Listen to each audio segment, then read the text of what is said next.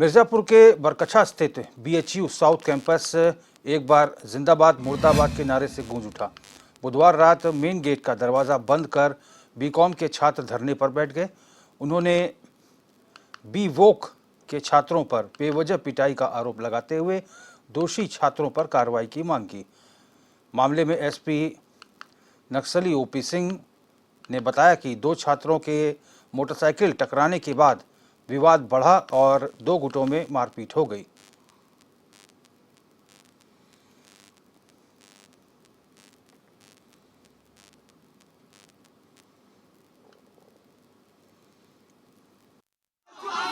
BHU के south campus में दो छात्रों की बाइक आपस में टकरा जाने से छात्रों के दो गुटों में आपस में झगड़ा हुआ, जिसमें कुछ छात्रों को चोट लगी थी। उनको प्राथमिक उपचार के बाद कुछ लोगों को यहाँ से छोड़ दिया गया था। बाकी दो लोगों को थोड़ा गंभीर चोटें आई थी। उन दोनों को ट्रॉमा सेंटर बीएचयू रेफर कर दिया गया था, जहां उनका सामान्य इलाज चल रहा है। ये छात्र शिवालिक और विंध्याचल छात्रावास के हैं और अंडर ग्रेजुएशन के छात्र हैं सभी, और इनके आपसी झगड़े में इनका चोटें आई हैं। वर्तमान में स्थिति सामान्य है और चीफ प्रोक्टर के माध्यम से तहरीर प्राप्त हुई है, जिसके आधार पर अभियोग पंजीकृत कर लिया गया है। बदायूं के जिला अस्पताल में इमरजेंसी वार्ड का एक वीडियो सामने आया है। इसमें एक फार्मासिस्ट मानसिक रूप से विक्षिप्त व्यक्ति को डंडे से पीटता हुआ दिखाई दे रहा है। मामला चर्चा में आने के बाद सीएमएस ने शुरुआत में तो अनभिज्ञता जाहिर की, लेकिन बाद में संबंधित फार्मासिस्ट को बुलाकर जवाब तलब किया।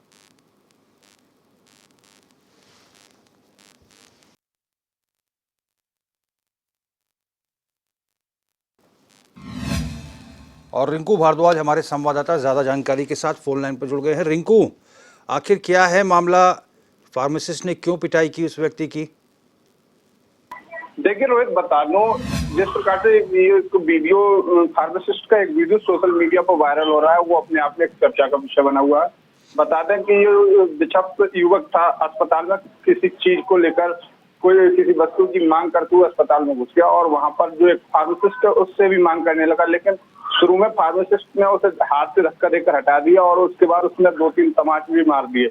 लेकिन तमाचे मारने के बाद भी वो शांत नहीं हुआ, तो अंदर जाकर फार्मासिस्ट ने दवाई स्टोर रूम में रखे एक डंडे को उठाकर और उसके साथ मारपीट करते हुए उसे बाहर तक खदेड़ दिया।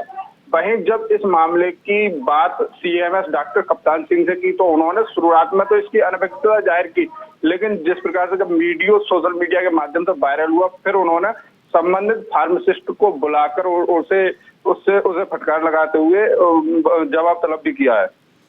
रिंकू, जो ये मानसिक रूप से विक्षिप्त जो व्यक्ति है, आखिर क्या मांग कर रहा था, क्या कह रहा था?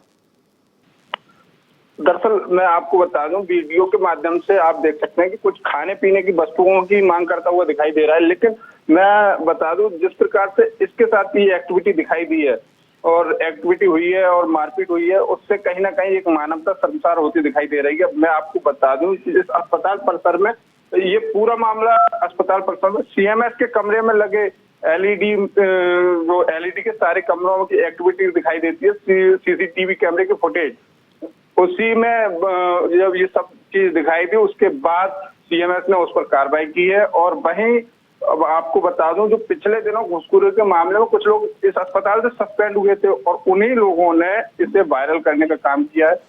और ये जो वही अस्पताल है, लगातार चर्चा में रहता है। बताएं कि ये जिला अस्पताल जो है कि लगातार किसी न किसी कारण से चर्चा में रहता है, आए दिन सुर्खियों में रहता है। जो रिंकू, जो ये फार्मासिस्ट है, इससे जवाब तलब किया है सीएमएस ने, क्या कुछ कार्रवाई भी की है? अभी तक तो फिलहाल कोई कार्रवाई नहीं की, केवल जवाब तलब ही हुआ है। और अब इस मामले को जब मीडिया के माध्यम से ये आगे बढ़ रहा है, तो कहीं ना कहीं निश्चित तौर पर इस पर कार्रवाई भी होना निश्चित है। ठीक है रिंकू, बहुत बहुत धन्यवाद तमाम इनपुट्स के लिए। बढ़ेंगे आगे। अमरोहा के हसनपुर नगर में स्थित गौशाला में कई गायों की मौत हो गई, जिसको लेकर बजरंग दल और विश्व हिंदू परिषद कार्यकर्ताओं ने जिम्मेदारों पर लापरवाही का आरोप लगाते हुए जमकर हंगामा काटा। बजरंग दल के कार्यकर्ता का कहना है कि वे जिलाधिकारी से मिलकर सीएम के नाम संबोधित ज्ञापन सौंपकर जिम्मेदारों के खिलाफ कार्रवाई की मांग करेंगे। देख और बाकी ये मरी पड़ी। 4 बजे के पास सभी जगह वीडियो वायरल हो गई थी 10 गायों की मृत्यु की। और इन्होंने जो है नगर जो पंचायत के अध्यक्ष है ना और ईओ, इन्होंने हमारे कार्यकर्ता को अंदर नहीं बढ़ने दिया।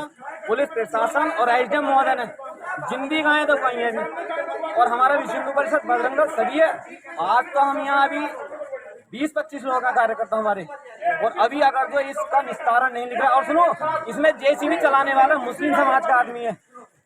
इसमें जब हिंदू समाज की गायें हैं, हिंदू समाज का सब कुछ है, तो मुस्लिम समाज का यहाँ गायें दाबेगा और उसे पैसे ले रहे हैं, दे रहे हैं। और ये सब जो लोग हैं ना, ये इतना घोटाला कर रहे हैं गौशालों में, इतना चंदा आ रहा है, वो जो इतना चारा आ रहा है, जिंदी गायों को दफनाने का क्या मामला? दफनाई जा रही है, तो जिंदी गायें जो दफनाई जा रही है, मैं कह रहा हूँ विश्व हिंदू परिषद बजरंग दल के बचेगा। हमें चाहे रात्रि लग जाए, चाहे हमें 8 दिन लग जाए, हम इसका पूरा निस्तारण करके ही जाएंगे। कितनी गायों की मौत हुई होगी? 20 गाय कम से कम। बिल्कुल यार, विनीत अग्रवाल हमारे संवाददाता ज्यादा जानकारी के साथ इसी खबर पर फोन लाइन पर जुड़ गए हैं। विनीत, आखिर गौशाला के अंदर गायों की मौत कैसे हो रही है? देखो रोहित, ये बड़ा सेंसिटिव मामला है गायों को लेकर के, जहाँ एक तरफ मुख्यमंत्री जो है बड़े बड़े निर्देश जारी करते हैं और गायों को लेकर के गायों से प्रेम भी करते हैं, और वहीं अमरोहा में जो है ये कोई नया मामला नहीं है। यहाँ पर 100 से अधिक गायों की मौत साथलपुर गौशाला में पहले भी हो चुकी है, जिस पर थोड़ा बहुत ही मतलब मामूली सी कार्रवाई करके छोड़ दिया गया था। और उस पूरे मामले में जो जिम्मेदार होता है अधिकारी, जो इन गौशालाओं के जिम्मेदार होते हैं, वो मुख्य विकास अधिकारी होते हैं, सीडीओ होते हैं। और इस मामले में भी मुझे लगता है कि इस मामले में भी लेपापोती करने का प्रयास किया जा रहा है। ये जो गाय हैं, इन गायों को भीषण गर्मी के अंदर जो है टीन के अंदर वहाँ रखा गया है। टीन तपती है, उसके बाद ये गाय जो है ये भी पूरे दिन तपती रहती हैं, और इनको चारे की उचित व्यवस्था नहीं होती है, वहाँ पर इनके पानी की उचित व्यवस्था नहीं होती है, छाया की उचित व्यवस्था नहीं होती है, जिसकी वजह से इन गायों की मौत हो रही है। अब इन्होंने जो है जिंदा गायों को दफनाने का काम इसलिए किया ताकि जो ये गाय दफन जाएंगी तो ये लोग उसका बहाना बना देंगे, किसी को पता नहीं लग पाएगा कि इन गाय की मौत का कारण क्या था। लेकिन बजरंग दल विश्व हिंदू परिषद के कार्यकर्ताओं को पता लग गया, वो मौके पर पहुंचे, और रोहित उन सब ने जो है वहाँ पर हंगामा काटा। अधिकारी भी आए और इस पूरे मामले में उन्होंने जो है उनकी वजह से ही थोड़ा बहुत एक्शन भी इसमें हो पा रहा है। मीडिया के सामने भी बजरंग दल विश्व हिंदू परिषद की वजह से ही पूरा मामला आ पाया है। और अभी इस मामले में डीएम और एसपी जो है मौका मुआयना करने के लिए गए हैं, क्योंकि मुख्यमंत्री इस पूरे मामले में संजीदा हैं। अगर मुख्यमंत्री तक ये मामला संज्ञान में आ गया तो निश्चित ही इस पूरे मामले में बड़ा एक्शन होगा, क्योंकि 100 गाय हसनपुर तहसील क्षेत्र में पहले मर चुकी हैं, और अब हसनपुर तहसील क्षेत्र के हसनपुर नगर में जो काना गौशाला है, सरकारी गौशाला, उसमें फिर से गायों की मौत का मामला सामने आया है। तो निश्चित तौर पर जो है अमरोहा जनपद में साफ दिखाई दे रहा है कि मुख्यमंत्री का जो गायों का प्रेम है वो अधिकारियों को रास नहीं आ रहा है। जी रोहित।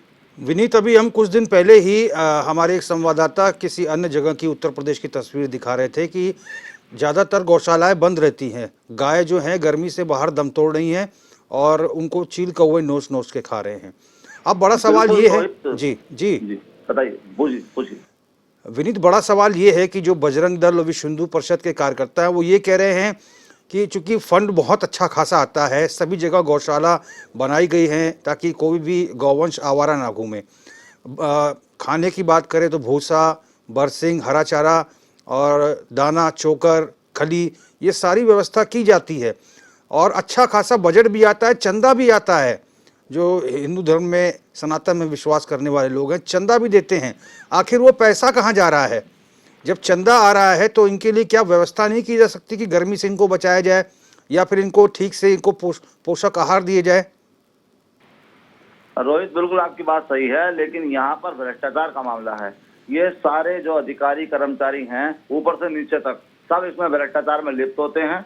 ये सब के सब जो गौशाला के लिए इंतजाम होते हैं, सरकारी पैसा और निजी धंधे का पैसा जो होता है, उसमें कहीं ना कहीं बंदरबाट होती है, जिसकी वजह से जो है गायों की देखभाल जो पूरी तरीके से नहीं हो पाती। खुलेआम जो है उनको खुले में धूप में डाला जाता है, उनके ऊपर तेज धूप पड़ती है, उनके चारे की व्यवस्था नहीं होती, उनके पानी की व्यवस्था नहीं होती, छाया की व्यवस्था नहीं होती, और उनके लिए सारा इंतजाम होने के बावजूद उनको कोई व्यवस्था नहीं होती। गाय मरती रहती हैं, दम तोड़ती रहती हैं। यहाँ तक कि हालात यह है रोहित, आपको बता दूं, जो जमीन हकीकत है वो यह है कि गाय जब मर जाती है ना, तो उसके बाद में अगर 5-6 गाय मर गई दिन भर में, तो उन गायों को हटा करके आवारा पशुओं को ढूंढ के लाते हैं, उन गायों को डाल देते हैं ताकि जो है हमारी संख्या पूरी रहे। तो इस तरीके से यहाँ पर जो घोटाला चलता है और बहुत बड़े पैमाने पर यह स्कैम है। पूरे जिले के अलावा पूरे प्रदेश में यह स्कैम जारी है। जी रोहित। विनीता, जैसे आपने बताया कि जो गाय जीवित हैं उनको भी दफना देते हैं ये लोग।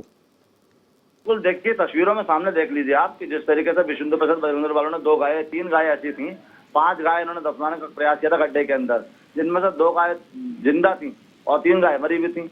तो 2 गायें जो जिंदा थी, जो सांस चल रही थी, जिनकी उनको भी दफनाने का प्रयास इसलिए कर रहे थे ताकि इनकी करतूत सामने ना आ सके। विनीत, नगर निगम और नगर पालिका में बतौर पशु अधिकारी रहते हैं, पशु चिकित्सक रहते हैं, उनकी ड्यूटी लगाई जाती है। और सबसे बड़ी बात तो लोग जो एडमिनिस्ट्रेशन उस पर खड़े हो रहे हैं, एसडीएम, डीएम, आखिर वो लोग क्या कर रहे हैं? मैं बताता रहा हूँ आपको कि सबसे बड़ा जिम्मेदार इसमें जो है वो मुख्य विकास अधिकारी होते हैं। मुख्य विकास अधिकारी सिर्फ खाना पूर्ति के लिए जो है कागजी कार्रवाई कर देते हैं। बाकी जो नीति के अधिकारी होते हैं, नगर पंचायत, नगर पालिका के जिम्मेदार होते हैं, वो सब इसमें सिर्फ खाना पूर्ति करते हैं। जी रोहित। ठीक है विनीत, यानी कि बंदरबाट हो रही है सरकारी धन की। बहुत बहुत धन्यवाद विनीत तमाम जानकारी के लिए। अमरोहा के नगर कोतवाली क्षेत्र में शॉर्ट सर्किट होने से कॉटन वेस्ट के कारखाने में आग लग गई, जिससे लाखों रुपए का सामान जलकर राख हो गया। सूचना पर पहुंची दमकल विभाग की टीम ने आग बुझाने में की कोशिश की, लेकिन घंटों मशक्कत के बाद भी आग पर काबू नहीं पाया जा सका।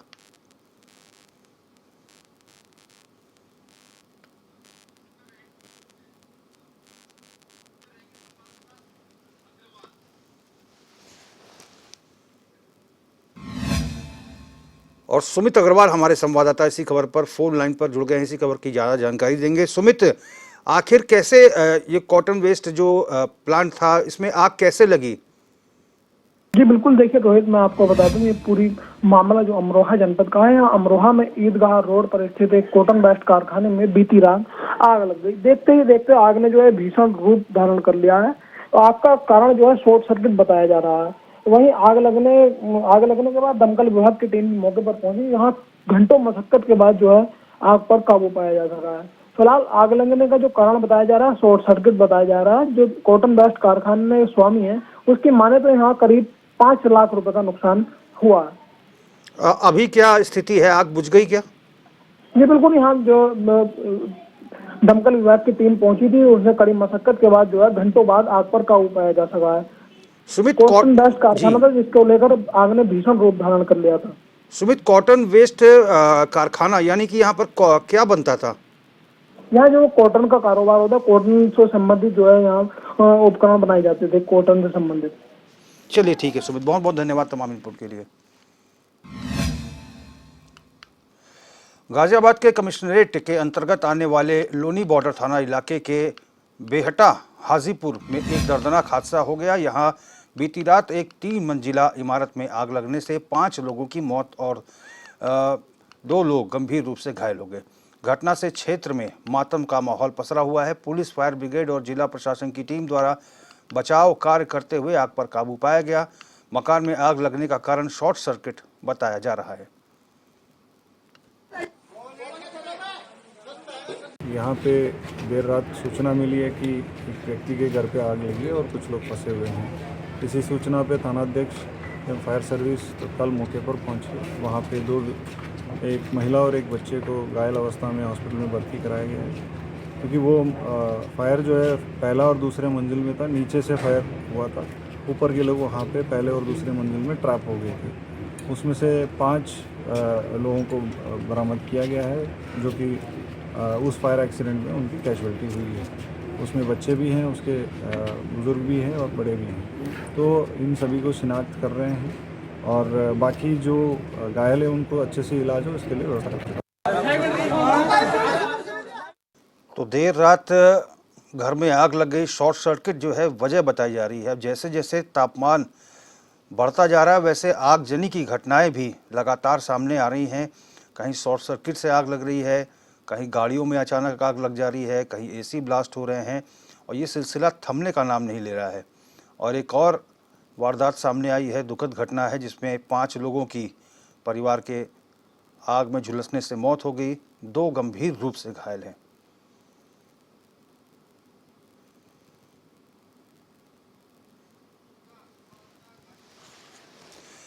सीमा गुप्ता संवाददाता हमारी गाजियाबाद से फोन लाइन पर इसी खबर पर ज़्यादा अपडेट देंगी। सीमा, आखिर इस घर में आग कैसे लगी? जी रोहित, आपको बता दें कि यह जो मामला है लोनी के बमहेटा क्षेत्र का है, जहां पर एक तिमंजिला मकान था जिसके अंदर की फोम रखी हुई थी। अचानक शॉर्ट सर्किट की वजह से यहां पर आग लग गई। क्योंकि घर के अंदर फोम रखी हुई थी, इसके कारण वहां पर आग ने एकदम विकराल रूप ले लिया और जो लोग घर में फंसे हुए थे, जो परिवार के जन थे, वो घर के अंदर थे और उन्हें बाहर निकलने तक का मौका नहीं मिला। जब पुलिस और फायर ब्रिगेड ने जाकर आग को बुझाया तो वहां से 5 लोगों के शव निकाले गए और 2 लोगों को घायल अवस्था में निकालकर अस्पताल पहुंचाया गया, जहां पर उनका उपचार चल रहा है। चिरोहित, ये सभी एक ही परिवार के थे सीमा? जी, जैसा कि ये सभी लोग एक ही परिवार के बताए जा रहे हैं। बताया जा रहा है कि ये जो मुस्लिम एक परिवार था जो इस घर में रहा करता था और एक छोटा सा बच्चा भी था, 7 माह का एक छोटा बच्चा भी था इसमें, और जिनकी की जल के बहुत ही दर्दनाक मौत हुई है। ठीक है सुमा, बहुत बहुत धन्यवाद तमाम इनपुट के लिए। खबर गाजीपुर से है, जहां पर पुलिस ने 2 हेरोइन तस्करों को गिरफ्तार किया है और उनके कब्जे से 1 करोड़ 25 लाख की हेरोइन बरामद की है। पकड़े गए तस्कर बिहार के रहने वाले हैं, जो कि झारखंड से हेरोइन लाकर दूसरे राज्यों में सप्लाई करने का काम करते थे।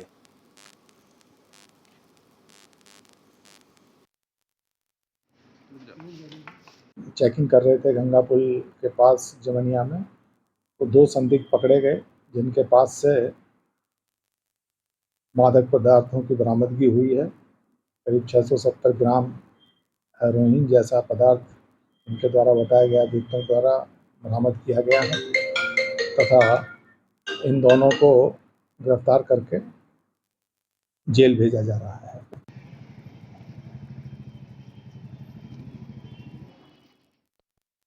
और मात्र 600 ग्राम हेरोइन और उसकी कीमत जो है 1 करोड़ 25 लाख रुपए, तो समझा सकता है कि कितना महंगा ये नशीला पदार्थ है और जिसकी तस्करी ये लोग करते थे।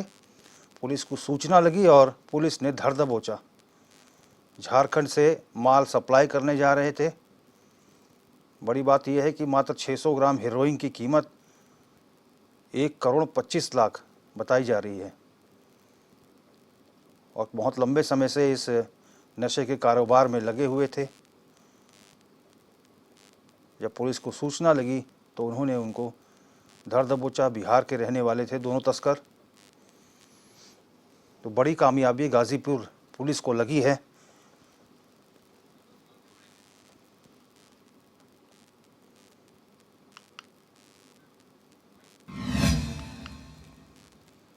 गाजियाबाद पुलिस की तरफ से जिले में लगातार चेकिंग अभियान चलाकर अपराधियों की धरपकड़ की जा रही है। इसी क्रम में थाना शालीमार गार्डन पुलिस ने डीएलएफ स्कूल के पास चेकिंग की तो एक मोटरसाइकिल सवार व्यक्ति डीएलएफ स्कूल की तरफ से आता दिखाई दिया, जिसे रुकने का इशारा किया गया तो नहीं रुका और अपनी मोटरसाइकिल को पीछे की तरफ से मोड़कर तेजी से भागने लगा। शक होने पर पुलिस ने पीछा किया तो पुलिस टीम को अपने पीछे आते देख डर के कारण गिर गया और बचने के लिए पुलिस पर फायर कर दिया। पुलिस की जवाबी फायरिंग में आरोपी को गोली लग गई, जिसे अस्पताल में भर्ती कराया गया है। पुलिस ने बताया कि गिरफ्तार अभियुक्त सलमान पर दिल्ली और गाजियाबाद में चोरी, लूट और आर्म्स एक्ट के लगभग 3 दर्जन मुकदमे दर्ज हैं।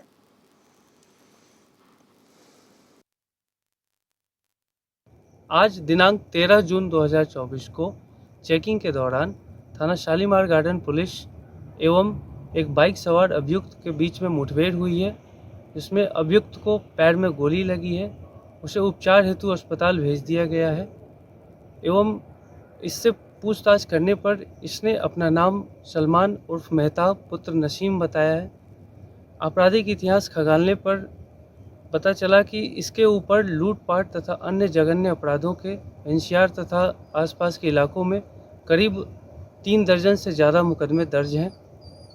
और भी पूछताछ करते हुए यह पता चला कि कुछ 15 दिवस पहले इसने थाना शालीमार गार्डन पुलिस क्षेत्र में ही एक मोबाइल लूट की घटना को भी अंजाम दिया था।